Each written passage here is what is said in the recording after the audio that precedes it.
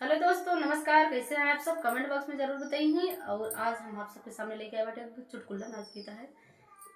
कैसे लगा comment box में बताइए। कब से हम लोग गावत गावत एकदम अभी आएगी। गला अच्छा होगा। अगर कम अच्छा लगे तो तब बताइए, अच्छा लगे तब वो बताइए।